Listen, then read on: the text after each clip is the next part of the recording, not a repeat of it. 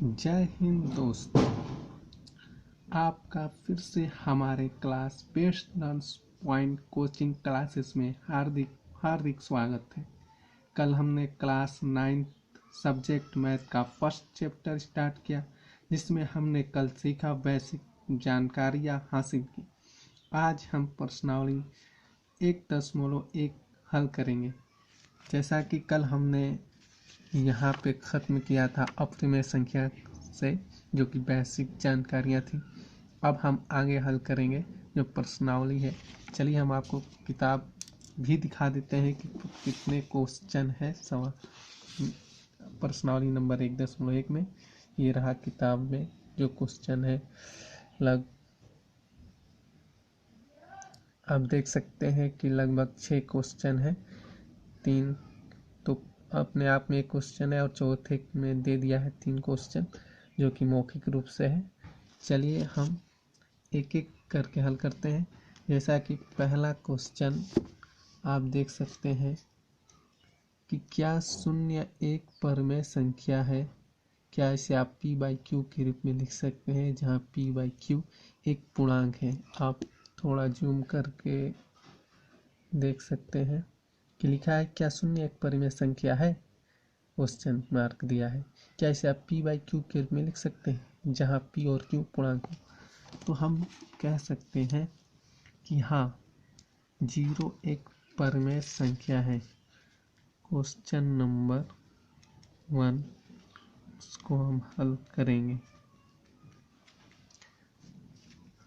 हाँ, 0 एक परिमेय संख्या है। साबित कैसे कर सकते हैं? तो साबित करने के लिए देखिए 0/1 करेंगे तो इसका मान कितना आएगा 0, और 0/2 भी करेंगे तो इसका मान आएगा 0। तो ये 0/1 और 0/2 क्या हमें p/q के रूप में नहीं दिख रहा है? और हम जानते हैं कि परिमेय संख्या का q नॉट इक्वल टू 0 होना। तो देखिए 0 नहीं है जो q है, हर में जो q का स्थान है वो 0 नहीं है। इस प्रकार हम कह सकते हैं कि हाँ, 0 एक परिमेय संख्या है। चलिए क्वेश्चन नंबर दूसरा हम देखते हैं। तो क्वेश्चन नंबर दूसरा आपका है कि 3 और 4 के बीच में 6 परिमेय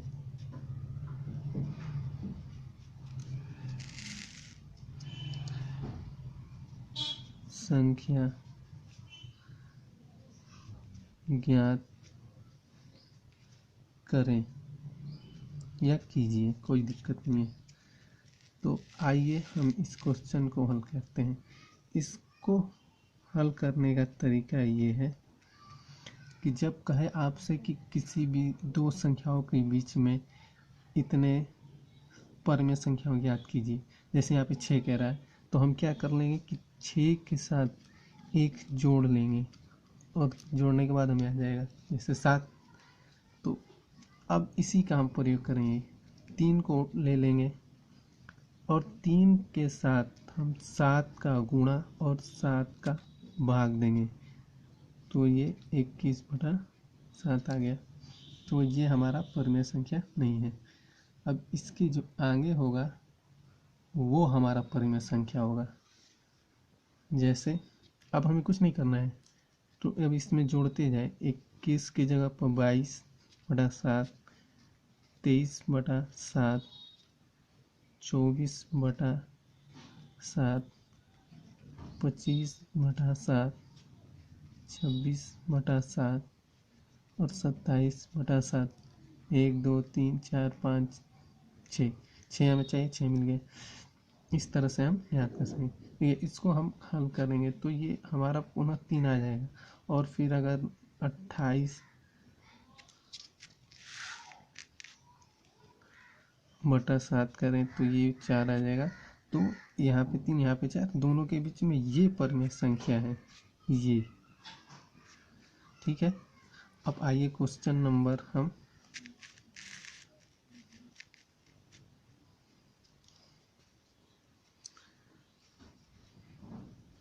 तीसरा हल करें।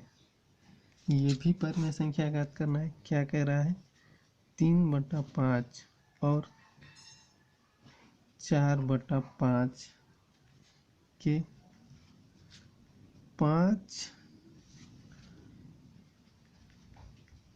परिमेय संख्याएं ज्ञात कीजिए या करिए। ठीक है, तो क्या दिक्कत है, हमने पहले ही बताया कि जब परिमेय संख्या की बात करें तो जितनी संख्या उसने कही है हम उस संख्या में एक जोड़ के हल कर लेंगे। जैसे यहाँ इसने कहा कि 5, तो ठीक है, कोई दिक्कत नहीं, हम ज्ञात कर लेंगे। 5 एकम 5, 5 + 1 = 6। अब क्या करेंगे, मैंने बताया कि जिस संख्याओं के बीच में ज्ञात करना है तो पहली क्या, जैसे 3/5 है, इनके साथ हम क्या करेंगे, जो हमारी संख्या आई है उसका गुणा और भाग कर देंगे। 6 तिली के 18, 6 5 30। अब कुछ नहीं करना है, अब क्या करना है, वैश्विक रूप से एक एक बढ़ाते रहना है। इसे 19/30 हो जाएगा, 20/30 हो जाएगा, 21/30 हो जाएगा और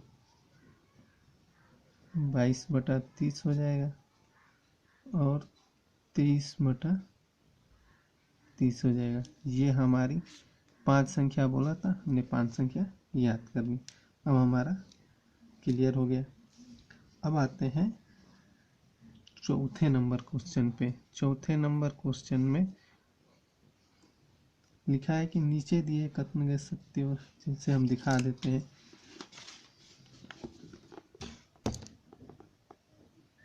ये देखिए लिखा है, नीचे दिए कथन सत्य असत्य कारण के साथ अपने उत्तर दीजिए। पहला क्वेश्चन है, प्रत्येक प्राकृत संख्या एक पूर्ण संख्या है। कह रहा है पहला क्वेश्चन, प्रत्येक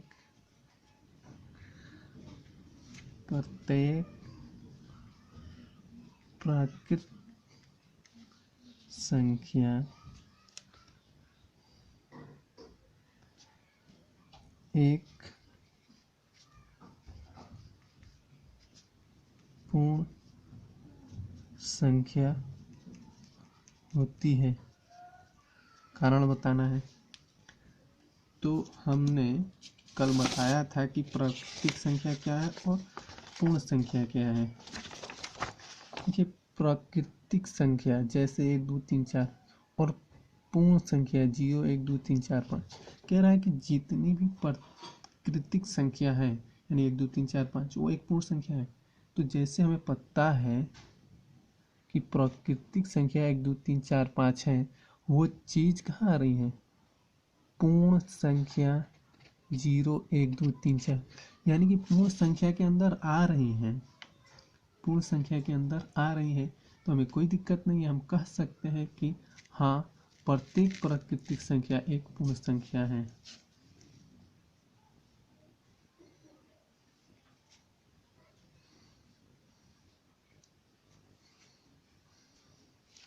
हाँ, क्यों, क्योंकि हम बताए ना कि जितनी भी प्राकृतिक संख्या है, प्राकृतिक संख्या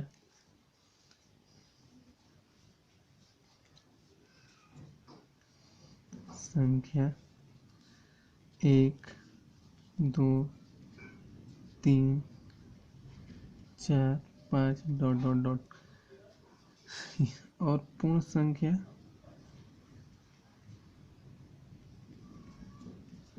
0 1 2 3 4 5 ...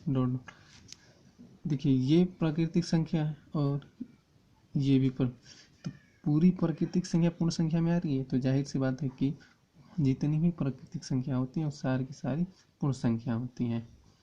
ये अगर यही कह देता कि सारी पूर्ण संख्या प्राकृतिक संख्या होती तो नहीं, देखिए क्योंकि 0 प्राकृतिक संख्या नहीं है। चलिए अब दूसरा क्वेश्चन हम देखते हैं।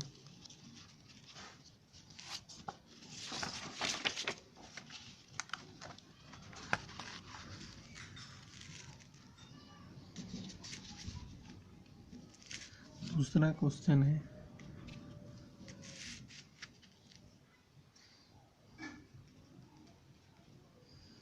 कि प्रत्येक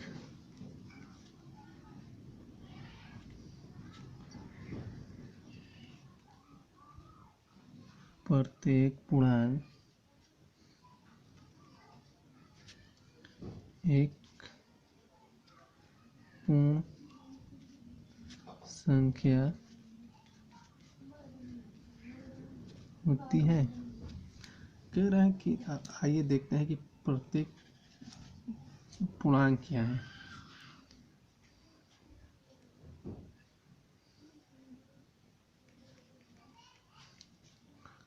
पूर्णांक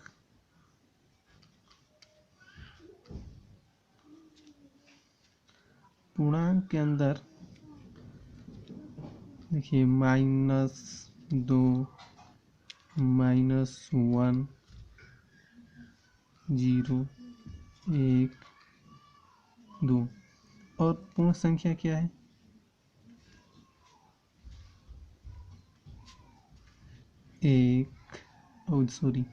0, 1, 2। तो कह रहा है कि जितनी भी पूर्णांक होती है ना, वो सारी की सारी पूर्ण संख्या भी होती है। तो कहाँ हमें दिख रहा है पूर्ण संख्या में पूर्णांक? देखिए -2 और -1 पूर्ण संख्या में दिख रही है? नहीं दिख रही है। तो हम कह सकते हैं कि प्रत्येक पूर्णांक एक पूर्ण संख्या नहीं होती है। सॉरी, ये गलती हो गई।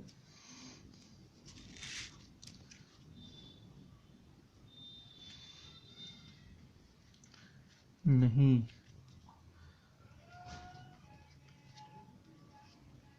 प्रत्येक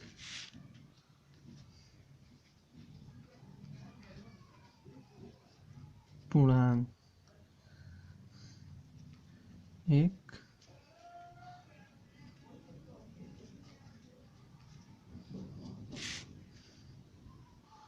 पूर्ण संख्या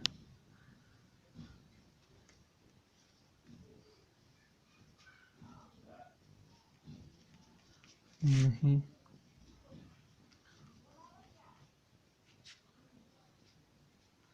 रीजन हमने दिखा दिया है। अब आते हैं तीसरे क्वेश्चन पे, चौथे का।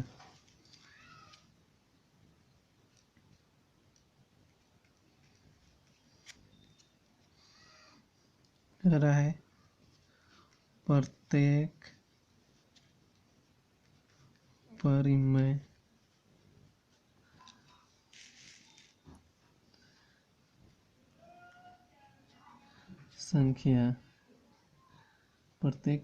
संख्या एक पूर्ण संख्या होती है। प्रत्येक परिमेय संख्या की बात कर रहा है कि जितने भी परिमेय संख्या होती हैं वो एक पूर्ण संख्या होती है। आइए हम देखते हैं परिमेय संख्या।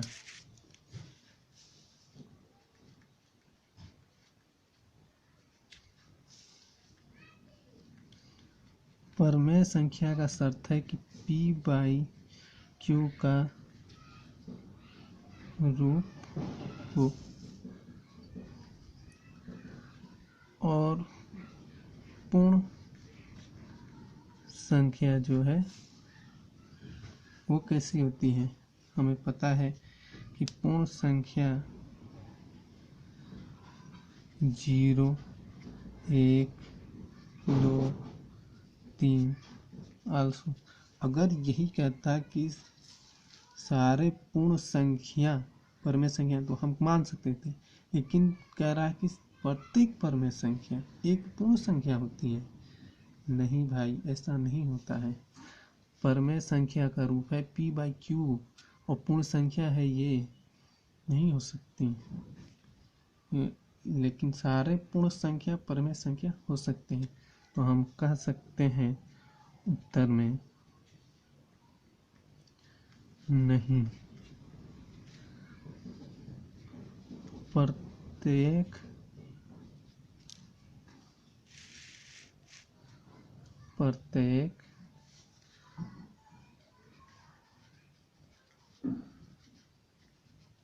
परमेय संख्या